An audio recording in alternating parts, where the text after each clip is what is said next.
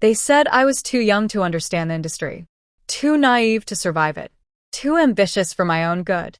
And I believed them, at least for a moment. Hi. I'm Aubrey Lane, and I'm 25 years old. Today, I run one of the fastest-growing digital strategy firms in the country. But just a few years ago, I couldn't get a seat at the table, not because I didn't earn it, but because no one thought a girl in her early 20s belonged there. This is the story of how I proved them all wrong, not out of spite, but out of purpose. Before I begin, if stories about turning rejection into power, breaking expectations, and chasing impossible dreams inspire you, I'd love for you to subscribe to Karma Encrypted. Supporting this space supports voices like mine and voices like yours. Thank you. Let's rewind. I was 21 when I graduated early from university with a degree in business analytics and a heart full of reckless optimism. While most of my classmates were still figuring things out, I had already mapped my 5-year plan, built a brand consultancy that married storytelling with data and made small businesses feel as powerful as Fortune 500s. I had the passion. I had the skills. I even had 2 successful freelance projects under my belt. What I didn't have was belief. Not mine, theirs. It started at my very first pitch meeting. I'd landed a shot to present at a small business expo downtown.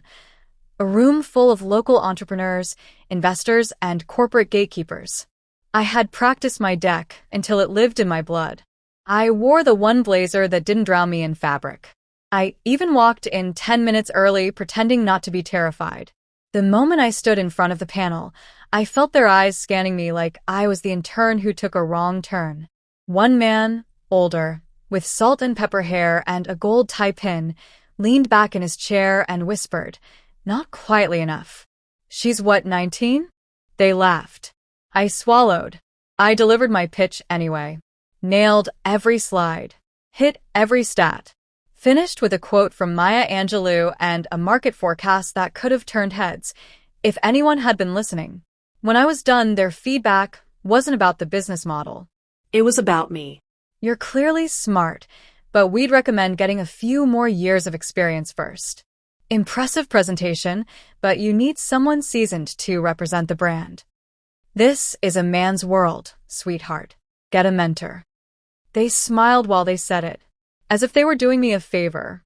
On the way out, I stood in the hallway pretending to text someone so I wouldn't cry in front of the janitor. That night, I didn't sleep. I stared at my ceiling, asking the same question over and over. Am I actually crazy for trying this now? But then I remembered something my grandmother used to say. People fear what they don't expect. And no one expects brilliance from someone too young to scare them yet. That quote became my fire. The following week, I cold emailed 40 business owners I admired, women-led underdog brands, creative startups, indie founders. Out of 40, 3 replied. 2 turned into phone calls. And 1 became my first real client. It was a vegan skincare line run out of a garage in Queens. Small, scrappy, authentic. I charged $400, less than what I was worth, but enough to get my foot in the door. And here's the twist. Within 4 months, I'd helped that client triple their engagement, double their sales, and land a feature in an eco-living magazine. The client called me a marketing whisperer. I framed the email. But here's the thing about success when you're young. People don't want to see it. They want to believe it's luck, an accident, something temporary. I knew I needed more proof, bigger results, a louder voice. So I stopped chasing approval and started building evidence. I said yes to every hard gig no one wanted. I worked 14-hour days for startups that didn't have a clue. I built websites, rewrote copy, designed strategy decks, anything that taught me how to think sharper and act bolder. But I also started documenting everything. Results, screenshots, analytics, case studies. Because if they wouldn't listen to me, they'd have to listen to the numbers. At 22, I launched Lane & Company, my own consultancy, with a website I coded myself and a portfolio stacked with transformation stories. At 23, I was invited to speak at a niche marketing conference. A small breakout session, maybe 20 people, but when I walked off stage, a brand director from a beauty tech startup approached me. That connection turned into a $30,000 contract and my first real turning point. But even as the wins grew, so did the whispers. Her growth isn't real. She's just riding a trend. She's too young to understand scalability. She looks like the intern. At one pitch event, someone literally asked if I was lost when I walked into the VIP room. I used to let those moments bruise me. Now? I turn them into fuel. By 24, Lane and Company had 12 retainer clients, a remote team of 7, and a reputation for transforming underdog brands into revenue machines. I still remember walking into a meeting with one of the first companies that rejected me. They didn't recognize me at first, until they opened my proposal, until they saw the numbers. And then they asked, "Wait, you're Aubrey Lane?" "Yes," I said, smiling. "Still too young. Still running circles around you." They didn't laugh this time. Success is rarely as pretty as it looks on paper. Yes, by 24, I had clients, revenue, press features, and a growing reputation. But what I didn't have and what no one talks about was emotional armor. People assumed I had it all figured out. But truthfully, I was building an empire with shaky hands and very little sleep. Every email, every invoice, every contract, I triple-checked like my entire future depended on it. Because in many ways, it did. I remember the first time I had to hire someone. Her name was Mia, a brilliant copywriter with a gift for transforming bland marketing into poetry. She found me through a referral, and when I saw her portfolio, I knew she could help me scale. But when I got off our discovery call, I panicked. Who am I to lead someone? What if I mess this up? What if she realizes I'm winging half of this? These thoughts didn't come from nowhere. They came from years of being told I was too young to be trusted, that I needed more experience, that I'd crack under pressure. So even when I was growing, the echoes of doubt followed me into every room. Mia joined on a contract basis. Then came Darius, a data analyst who had more technical training than I did. Then Kenzie, a content strategist with ideas that made my head spin. Suddenly, I wasn't just a founder. I was a leader. And that scared me more than failure ever had. You see, when you start young, people expect you to stumble. But when you start winning, the pressure doubles. You're not just proving yourself anymore. You're protecting a reputation. The stress started small. A few sleepless nights. Skipping breakfast to meet deadlines. Faking confidence on Zoom while my hands trembled under the table. But then came the slip. We had just signed a high-profile client, a direct-to-consumer brand that made tech accessories for women. It was our biggest retainer yet, and I wanted everything to be perfect. I micromanaged every creative. Second-guessed Mia's copy. Made Darius rerun reports because I felt the numbers weren't right. I hovered. I obsessed. I rewrote deliverables at 2 a.m. instead of sleeping. One morning, Kenzie sent me a Slack message that changed everything. "Aubrey, I say this with respect. You hired us for a reason. Let us help you lead this."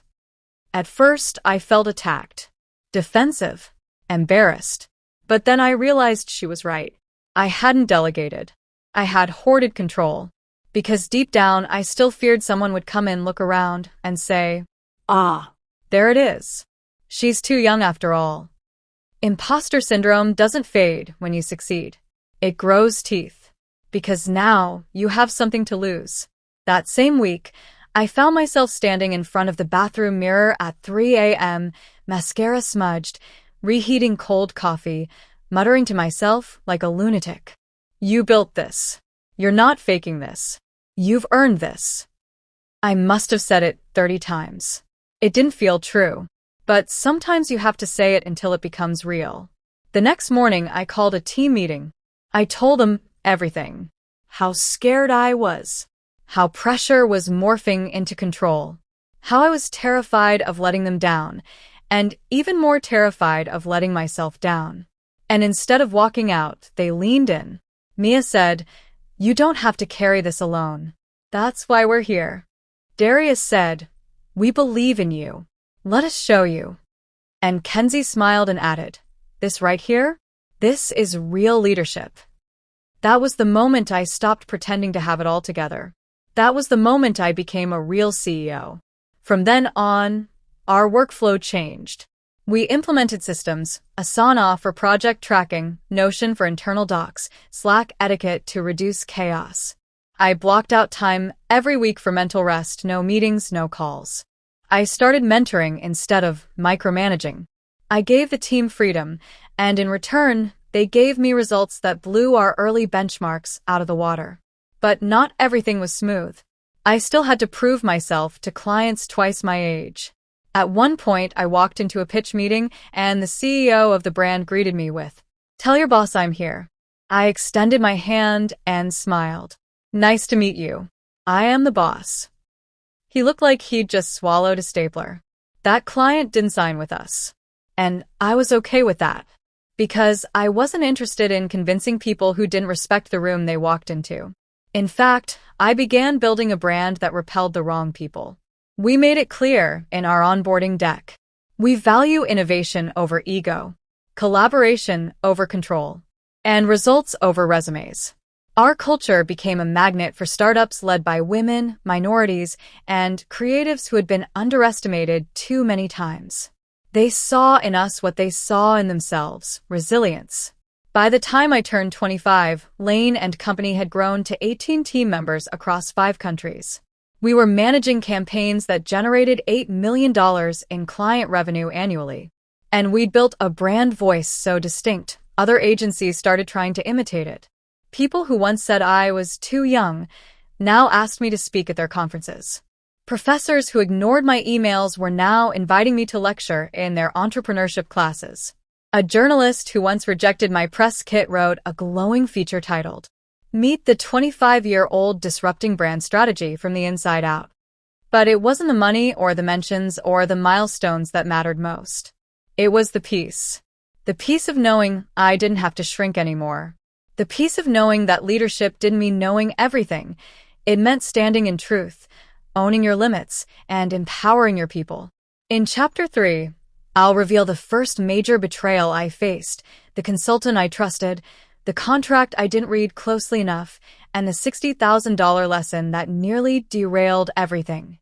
Trust is one of the most beautiful tools in leadership, until it's weaponized against you. When people say, "You'll learn the hard way," they rarely tell you how deep that pain can cut, especially when you're still in your 20s and building everything from scratch. I learned that lesson not from a competitor or an internet troll, but from someone I trusted enough to bring into my company's heartbeat. Let me take you back to the deal that nearly broke me and the $60,000 mistake that taught me how to lead with both heart and armor. It started with growth, the good kind. Lane and Company had just signed our biggest client yet, a rising eco-fashion brand that had landed on Oprah's radar. They wanted a full digital makeover, new copy, social strategy, influencer campaigns, and a data-backed rebrand. It was exactly the kind of high-visibility project I dreamed of, but the scope was massive, bigger than what our lean team could handle internally.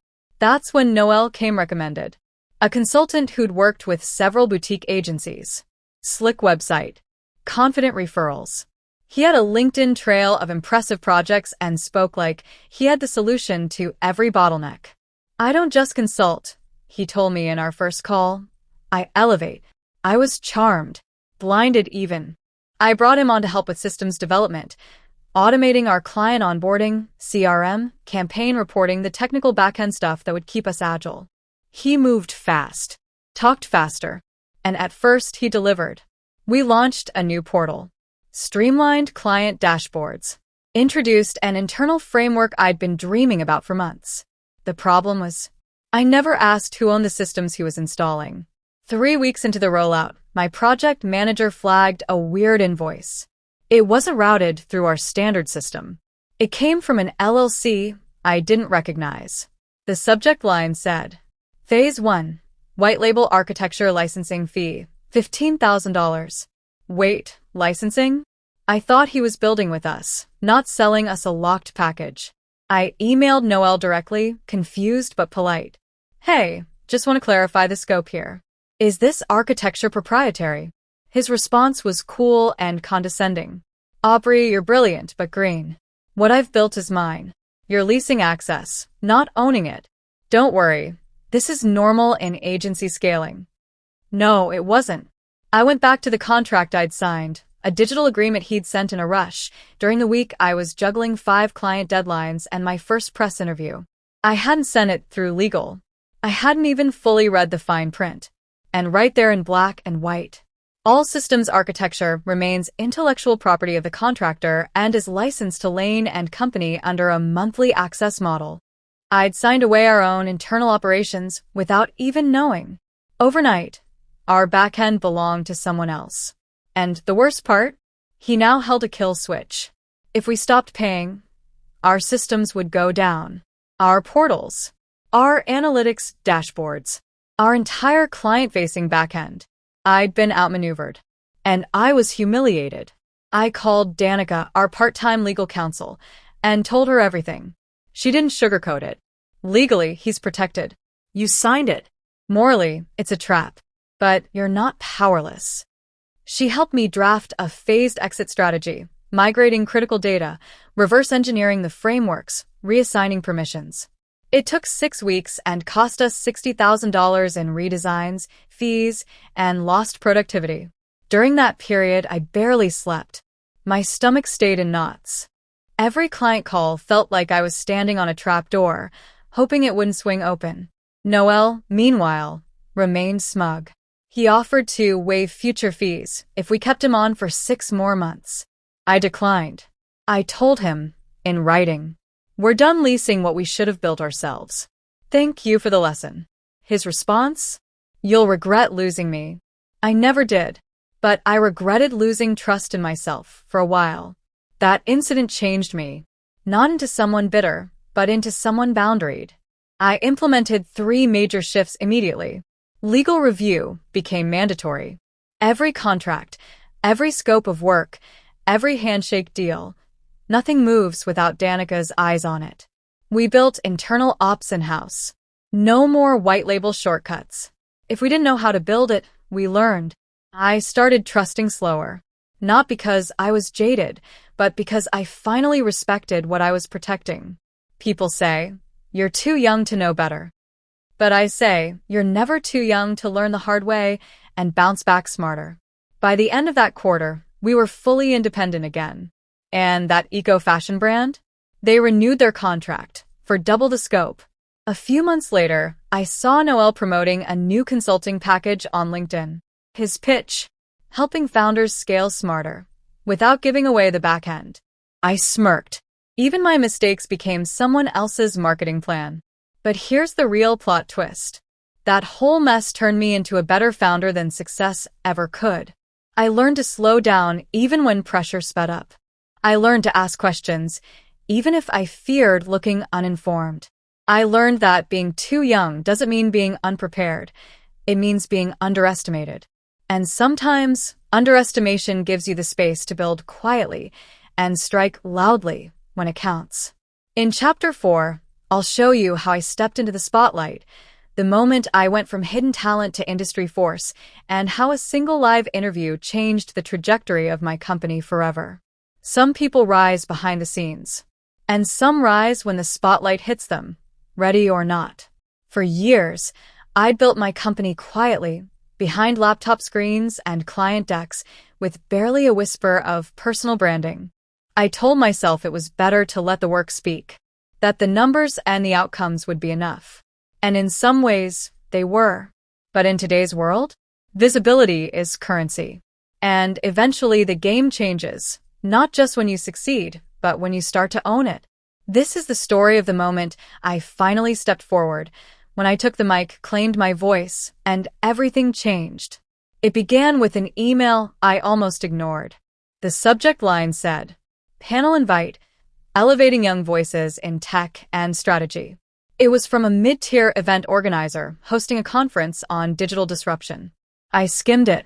I was exhausted, behind on a deadline, and tempted to decline. But something about the phrase "young voices" stung. Was I being invited for novelty? Tokenism? Another look at the millennial CEO angle? I showed the invite to my team. Mia said, "Honestly, they should have invited you 2 years ago. But that doesn't mean you shouldn't take the mic now." Kenzie added, "You've been behind the curtain too long." Time to show them who's actually pulling the levers. They were right. The panel was scheduled for March, main stage, midday slot, streaming live to over 30,000 attendees online. The theme? Breaking the mold, redefining leadership before 30. The other panelists were impressive: a 28-year-old fintech founder, a 26-year-old AI researcher, and a VC associate with 4 exits under her belt. I almost canceled 3 times the week before. My inner critic, the same one I thought I'd buried, came roaring back. What if they find out you're winging half of it? What if someone brings up that licensing mess? What if you freeze and embarrass yourself live? But then I remembered Noel, and every man who told me I should get a mentor, and every client who asked me to fetch coffee after I pitched. I decided I wouldn't just show up. I'd arrive undeniable. I wore a deep emerald blazer that made my eyes pop, pulled my hair into a slick, no-nonsense bun, and walked into that green room like it was my office. The host, a woman named Valerie, greeted me warmly. "I've been following your work for months," she said. "The industry's buzzing about what you're doing."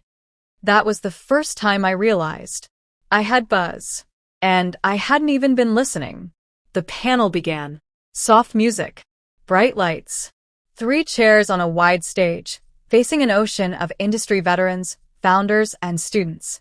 We each had 10 minutes to tell our story, then move into Q&A. The fintech founder went first, polished, confident, rattling off numbers like bullets. The VC associate followed, charismatic and sharp, peppering her story with jokes that landed well. Then it was my turn. I adjusted the mic, inhaled, and did something unexpected. I ditched the script. "I know I'm supposed to talk about strategy," I began, "but I want to talk about being underestimated." The room went still. 3 years ago, I walked into my first pitch meeting and was mistaken for the intern. I built a company after that, not just to prove them wrong, but to prove that age isn't a liability. It's an advantage when you're bold enough to use it. I shared how we scaled, the obstacles I faced, and yes, even the licensing betrayal. I turned it into a lesson on ownership, contracts, and learning the hard way. I didn't try to sound like a tech bro. I didn't sugarcoat it. I spoke like me, and it landed. When I finished, the room applauded. But it wasn't the clapping that got me. It was the line that formed after. People, founders, students, execs, waited 30 minutes just to shake my hand, ask a question, or tell me they felt seen. One woman whispered, "I'm 22, and I thought I was crazy for trying to lead a team. You just gave me permission." Another man said, "You made me rethink how I treat younger hires." That hit me. But the biggest surprise? An editor from Forbes next pulled me aside. "We'd love to do a feature," she said. "You're the voice we've been missing." That article came out 2 weeks later. The young strategist who's changing how brands think and who gets to lead them. Within 48 hours, we had 600% more website traffic, over 1,000 new LinkedIn followers, 3 new client requests, and 4 partnership proposals. But even more powerful than the numbers was the respect. Suddenly, I wasn't just young and impressive. I was an authority. And I realized something deep and a little painful. For years, I'd been working twice as hard just to be seen as competent. But all it took was 10 minutes on stage, owning my story out loud, to flip the narrative. Not because I changed who I was, but because I finally let people see who I'd been the entire time. After the conference, I rewrote our entire brand story. I moved from the shadows of the we voice to standing in my I. I wasn't just a founder anymore. I was a thought leader, and that mattered. Clients started treating us differently. Press started coming to us. And my inbox flooded with young professionals asking, "How did you find the courage to step forward?" The answer? I stopped waiting to be invited. I picked up the mic and invited myself. Power doesn't always knock. Sometimes it barges in and tries to take what you've built. I was 25 when it happened. Lane & Company was in full momentum, a dozen active campaigns, a newly published feature in Forbes Next, and a wait list of brands wanting to work with us. It felt like the tide had finally turned in our favor. But success doesn't just attract admiration. It draws competition. And in my case, giants. One of the largest agencies in the industry, let's call them Redline, had noticed our eyes. They were sleek, international, and known for swallowing smaller agencies whole. They weren't interested in partnership. They were known for strategic acquisitions that left founders silenced behind NDAs. At first, I didn't even know they were watching us. Until one of our clients forwarded me an email. The subject line read, "Elevating your brand, Redline Agency Proposal." It was professional, direct, and laced with arrogance. They offered a full-service package, a step up from boutique firms, and claimed they could scale beyond what your current partner can provide. That current partner was me. Lane and Company was named directly, twice in the email. The client was shocked. I was livid. This wasn't marketing. This was poaching. And it wasn't a one-time move. 2 other clients came forward that same week with similar emails. One of them even had a full pitch deck from Redline, complete with comparative pricing models and a breakdown of Lane and Company's limitations. They'd researched us hard.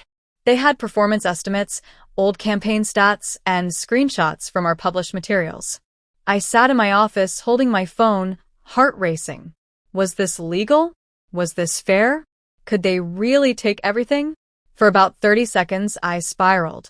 Then I remembered. I didn't get this far by playing scared. I gathered my team. We didn't panic. We strategized. First, I called the clients directly, not to beg or defend, but to communicate. I thanked them for their transparency. I explained what Redline was doing, including the misleading comparisons. Then I did something different. I asked questions. What part of their pitch tempted you? What are you afraid we might not be able to deliver as we grow together? What can we do to reinforce trust, not just results? Those conversations became some of the most honest I'd ever had as a leader. They didn't just reveal where Redline was aiming, they showed me exactly where to fortify. Then, we launched Operation Undeniable. We created a client impact report for each active brand, showing revenue growth, campaign performance, social ROI, and strategic wins since partnering with us. No fluff, just facts. We redesigned our client dashboard, clearer, faster, smarter. And we added a new deliverable, quarterly innovation roadmaps, proactive strategy blueprints tailored to each brand's long-term goals. We didn't just respond to Redline's attack. We used it to upgrade every single client's experience. One client, a wellness brand we'd helped grow from $15,000 to $280,000 monthly revenue, sent me a voice memo after receiving the update. "Aubrey, we're not going anywhere. You didn't just earn our business. You earned our loyalty." I saved that message. But I wasn't done. Because Redline wasn't just targeting my clients. They were testing my name. So I did what I'd learned from Chapter 4. I took the mic again. I wrote a piece on LinkedIn titled, "Boutique Doesn't Mean Basic: Why Small Agencies Are Redefining the Future." In it, I laid out the actual advantages of working with founder-led teams. Personalization, agility, purpose-driven strategy, and most importantly, integrity. I didn't name Redline. I didn't have to. The post exploded. Thousands of likes, hundreds of comments, dozens of DMs from agency owners saying, "Thank you for saying what we've all felt." Even a few clients shared the post on their feeds with captions like, "This is why we work with Lane and Company." 2 weeks later, I got an unexpected email. It was from a former Redline client. She'd seen my post. She wanted to switch agencies. "Are you taking new clients?" she asked. I smiled, because the same company that tried to undermine me had just handed me their client on a silver platter. That moment taught me a lesson I carry everywhere now. When you build your brand on truth, your clients become your army. They'll defend you, speak for you, stay with you. Because while big agencies sell status, we deliver results with heart. I also learned this. Being underestimated at 21 taught me how to fight. Being challenged at 25 taught me how to lead under fire. Redline didn't rattle me. They refined me. And that's a flex they'll never understand. At first, I did it to prove them wrong. Now, I do it to prove others right. When I started Lane and Company, I was fueled by rejection. Every too young, every not ready, every condescending pat on the head lit another fire beneath me. My success was my rebuttal. My growth was my revenge. But over time, something shifted. The goal stopped being revenge and became responsibility. Because the higher I climbed, the more people I saw trying to climb, with no one reaching down to help. That's when I realized, winning is one thing. Creating a path for others to win with you, that's leadership. The shift started small. It began with interns, bright-eyed, terrified, overqualified, but underpaid students who reminded me of myself. I stopped treating internships like cheap labor and started designing them as transformation incubators. One intern, Carla, joined us with zero confidence. She apologized before every idea, second-guessed every suggestion. I saw myself in her, back when I used to whisper instead of speak. So I gave her a stretch project. Write a full 30-day content calendar for a skincare brand. She cried from fear. Then she delivered the best-performing campaign of the quarter. She's now our junior content lead. Then I began saying yes to mentorship. Not the glossy, public-facing kind, but the gritty, in the mess hopping on Zoom. Can you look at my pitch deck? Kind. Some founders were 18. Some were 34 but late bloomers. Some were scared. Some were bitter. Some were desperate to believe their dreams weren't a joke. And all of them asked the same unspoken question. Do I belong here? And every time I answered, yes. And don't just belong, take up space. Because someone once should have told me that and didn't. So I became the voice I once needed. Soon after, we launched Lane Lab, a mentorship and microgrant initiative designed to support underdog entrepreneurs with tools, strategy sessions, and seed money. We didn't wait for VC funding. We didn't ask for corporate sponsorships. We just did it out of our revenue, our time, our truth. Because I remember what it felt like to stare at a blank laptop screen, Googling how to register an LLC with $22 in my bank account and no one returning my emails. These days, I get invited to speak at events I once begged to attend. I sit on panels with people who once ignored my cold pitches. Sometimes they ask, what changed? And I always answer, I stopped trying to be impressive. I focused on being undeniable. Undeniable in value. Undeniable in purpose. Undeniable in integrity. And yes, I'm still young. And yes, people still raise eyebrows when they realize the founder of Lane and Company is a 25-year-old woman in sneakers and a leather laptop bag. But now, I let them raise eyebrows while I raise empires. Not long ago, someone from my first ever pitch, the one where they called me sweetheart, emailed me.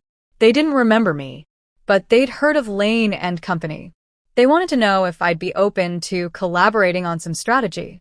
I didn't say no. I just quoted double. Because forgiveness doesn't mean forgetting your worth. So, what does leadership look like now? It looks like hosting monthly calls with other young founders to workshop strategy for free. Speaking in high school entrepreneurship classes where nobody's ever met a CEO in person. Saying no to toxic clients and yes to people who respect my time. Taking weekends off. Sleeping 8 hours. Reclaiming joy. Because hustle culture isn't the crown I want to wear. Legacy is. Sometimes people ask if I still feel too young. Sometimes yes. When imposter syndrome whispers. When I'm the only woman in the room. When someone older talks over me like I'm invisible. But then I remember. It's not about being older. It's about being bolder. And boldness isn't measured in decades. It's measured in decisions. So here I am, 25 years old. Founder, mentor, leader. Not because someone gave me permission, but because I stopped asking for it. If you're watching this right now thinking you're not enough, let me leave you with this. You don't need more time. You need more trust in yourself. Build what they say you can't. Lead before they're ready. Speak even when your voice shakes. Because someone's watching you. And if you do it right, one day they'll say, she didn't wait. She led. And now, so will I.